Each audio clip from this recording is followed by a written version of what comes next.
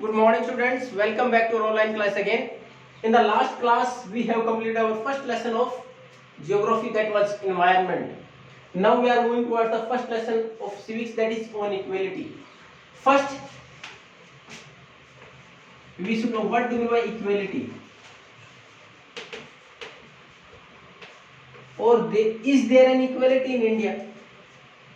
अब पहले तो ये है क्या और क्या भारत में है.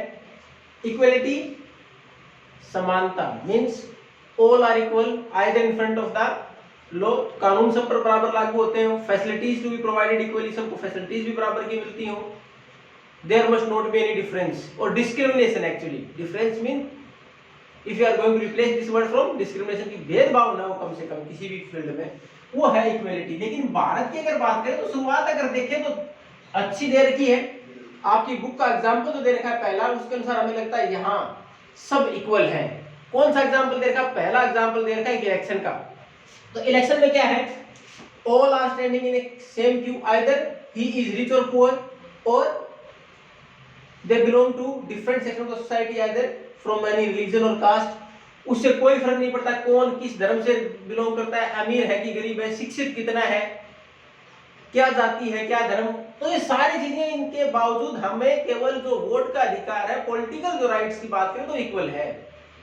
वोटिंग राइट्स इक्वल दे रखे हैं. उसमें एक एग्जांपल दे रखा है जो डोमेस्टिक वर्कर है Kanta. When she so her owner standing in the very same line for vote, she feel quite happy. उसको भी खुशी होती है कि देखो वोट के टाइम पर मैं और जिस घर में मैं काम करता उसका मालिक है एक ही लाइन में खड़े हैं, यानी बराबर हैं हम. अब उस लाइन में देखते हैं कि धीरे धीरे वोटिंग के टाइम पर उसमें अलग अलग रिलीजन के नाम अलग दे रखे हैं, अलग अलग प्रोफेशन से दे रखे हैं लोग, कि कोई क्या काम करता है, सब बराबर वोट डाल रहे हैं. तो यहाँ हमें लगता है कि yes in India there is equality, भारत में समानता है, कम से कम वोटिंग के टाइम पर तो है. और जैसे ही हम आजाद हुए तो हमने देश में universal adult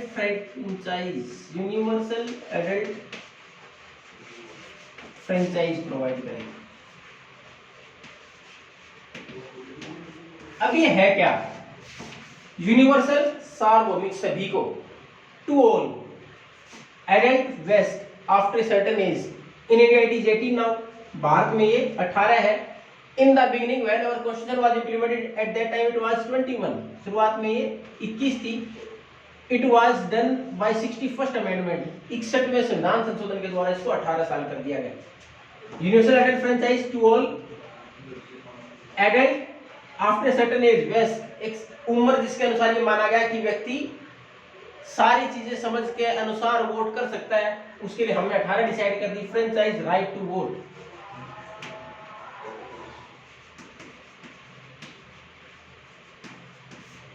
franchise to vote, तो हमने एक सर्टेन एज के बाद सबको वोट का अधिकार दे दिया, इसको बोला गया यूनिवर्सल एडल्ट फ्रेंचाइज. ये भारत में शुरुआत से ही लागू कर दी गई जैसे हमारा संविधान लागू हुआ. तो पॉलिटिकल राइट्स की बात करें उसमें हमारे पास इक्वलिटी है. हालांकि एग्जांपल इसमें तो केवल इस प्रकार दे रखा है कि वोटिंग के टाइम पर सब वोट डालते समय बराबर है.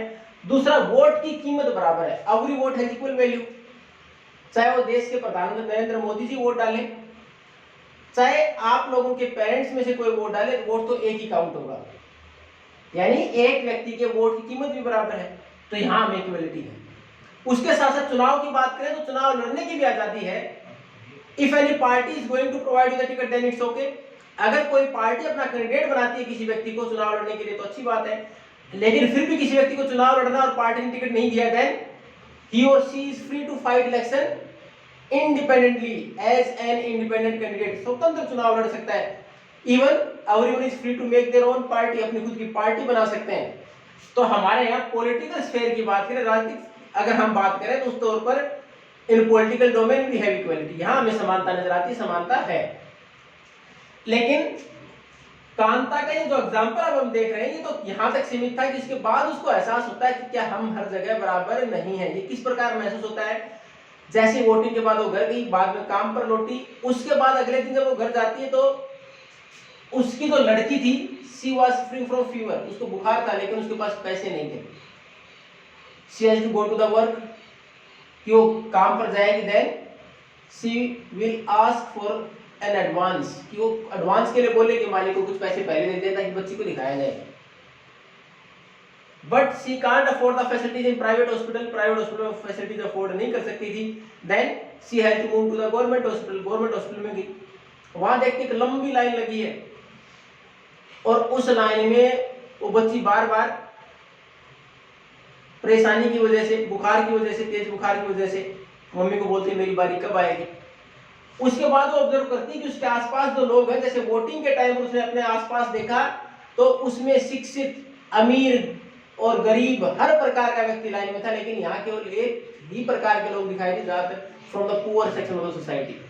जो समाज का गरीब वर्ग था केवल वो गवर्नमेंट हॉस्पिटल की लाइन में लगा था। बाकी जो अगर बात करें वेल ऑफ फैमिली से है वो ज्यादातर मूव कहा करते हैं अच्छी फैसिलिटीज के लिए प्राइवेट हॉस्पिटल में, लेकिन अफोर्ड नहीं कर सकते थे क्योंकि कांता के पास इतने पैसे नहीं थे। तो अब उसको महसूस हुआ क्या केवल वोटिंग के तौर पर या वोट डालते समय हमें बराबर का हक दे देने से क्या हमारी समस्याएं सारी दूर हो जाती हैं? क्या बाकी स्फीयर में इक्वलिटी नहीं मिलनी चाहिए? और किस प्रकार भारत में इनइक्वालिटीज का सामना करना पड़ता है, we will continue in the next class.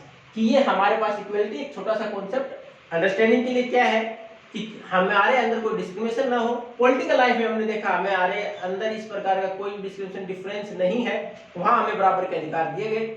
और बाकी सोशल लाइफ की बात करें, सामाजिक जीवन की बात करें, we are going to continue कि how inequalities are still exist in India, के भारत में किस प्रकार इनइक्वालिटीज आज भी हैं। If you have doubt then you can ask. Thank you and have a nice day.